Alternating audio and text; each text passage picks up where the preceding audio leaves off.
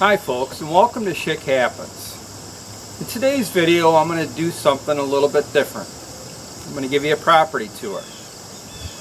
Now if any of you have been here since the beginning or went through any of my videos, you'll remember I spun you around the property and talked about the property a little bit in my very first Schick Happens trailer. And since then it's just been commentaries, little skits, just humor pieces in between. But I think in this episode I'd like to take you around a little bit and show you what this place is all about. So stick around.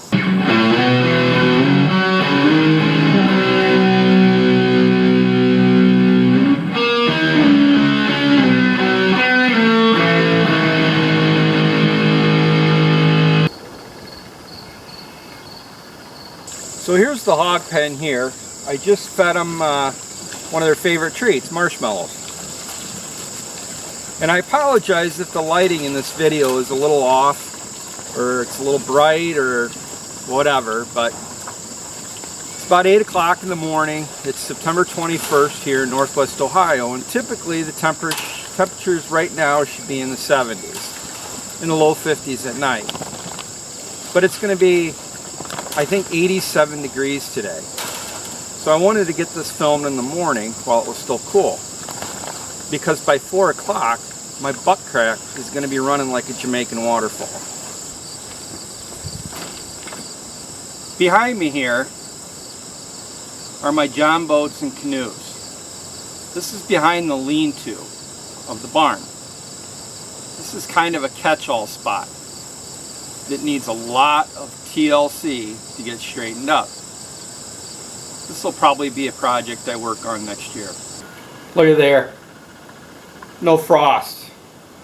I actually started on the freezers. I'm in the garage here now.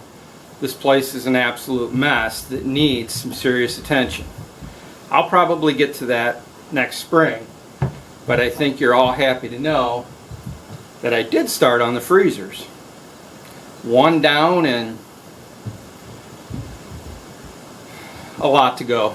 And of course behind me here is the house. I think it's around 120 years old. It's nothing fancy. It's been faced a couple times. There's some siding on it now. The roof needs to be redone. That's on my to-do list. It's been on my to-do list now for 7 or 8 years. Check out the foundation here.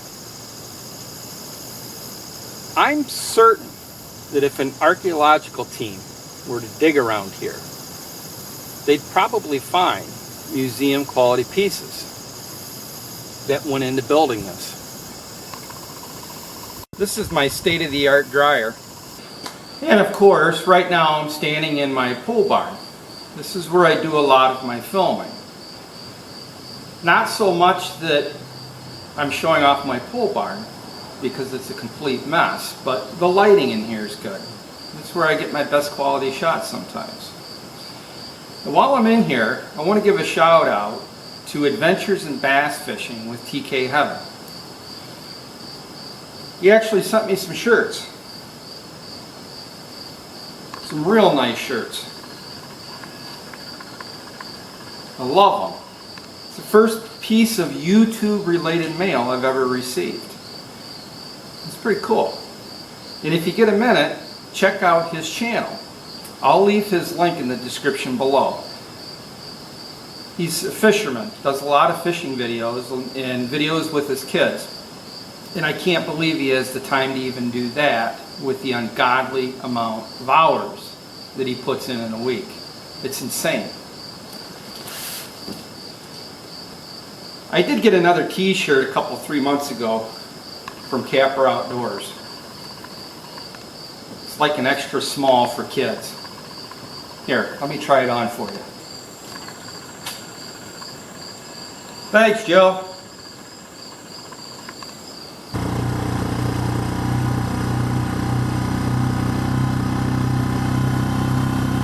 I do have several hives throughout the property. We don't eat a lot of honey, but I love having the bees here. They're crucial to pollination. If you get time, Google it. See what bees are responsible for when you go to the grocery store. It's amazing. This is one of several box blinds that I built for deer hunting. I'm just getting too old to want to climb up ladder stands anymore. And yeah, that's a urinal. Behind me here is a strip of sorghum, or milo, whatever you want to call it.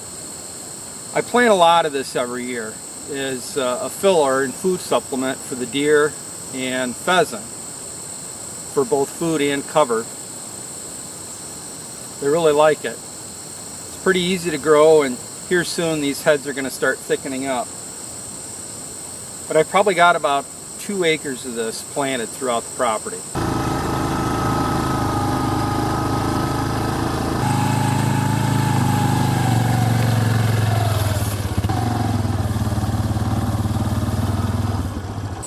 Behind me is one of 2 bodies of water I have behind the house and the property. Of the 40 acres we have here, this is about 3 acres, and then I have another pond that's about a ½ acre. We also have a ditch and a river that runs through the property. I'll show you that here shortly.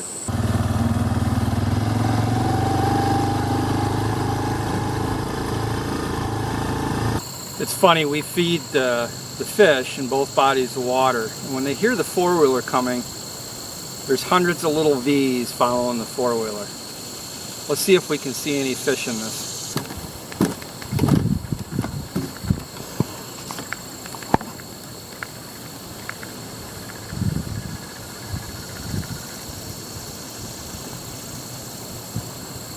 Here's another one of my deer blinds. It's had a lot of rehab to it. It almost looks like one of those wooden roller coasters that were made in the 1930s. Like they started building it, they realized it was a complete failure and just walked away from it. I know that's what this looks like, but it kills a lot of deer. I'm sitting, standing, kneeling in one of many little food plots I put in. And I have babied this thing for the last month. It was coming up great. But there's been so many deer back here over the last couple of weeks. They've almost annihilated everything other than the rye and the foxtail. I can't win. I do have about 6 acres of warm season grass on the property. It's a mix between gamma grass and blue stem with a little bit of switchgrass.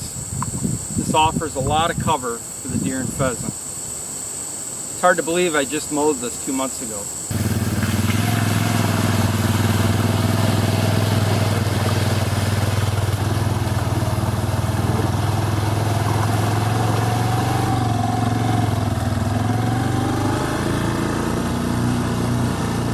I'm pretty sure the buddy that's gonna clean my freezer out for me is Todd.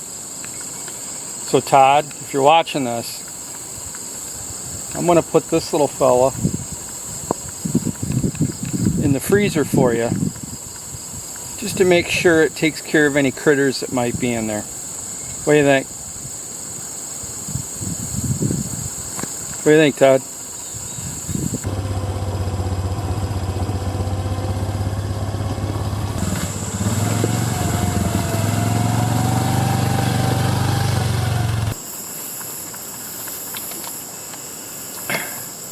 Here's another one of my deer blinds. Out on the front here I got another food plot, and this one's actually doing pretty good.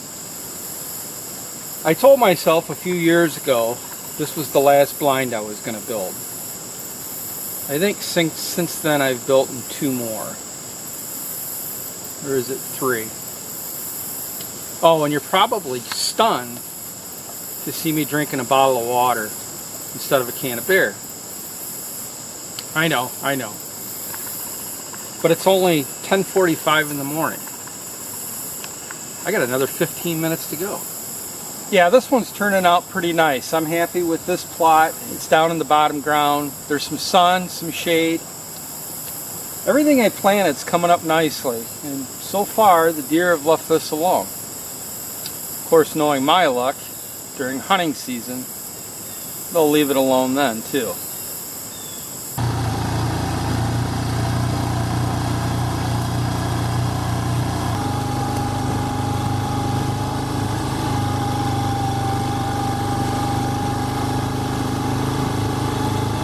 Behind me is the river that borders my property. It's probably close to a quarter mile. And I know what you're thinking. That water looks really muddy. And you know why? It is. It's hardly ever clear. But this is a bleed-off river from 30-40 miles upstream. All the fields drain in it, and it's just never clean. I mean, it's clean water, it's just never clear water. You catch a lot of fish out of here, a lot of channel catfish, flatheads. The wood ducks are in here all the time in the fall. And there's a lot of deer that run along this river. I love it. Well, I suppose I better cut this video a little bit short, otherwise it's going to turn into a 15-20 minute video, 30-minute video, and I certainly don't want that. But I just thought it was time to give you just another little walk around the property, and I haven't shown all of it. There's just not enough time, and again, I don't want this video to go on forever. But I do appreciate you hanging out with me here at Schick Happens. If you like this video, please share it with others, and if you haven't already, subscribe.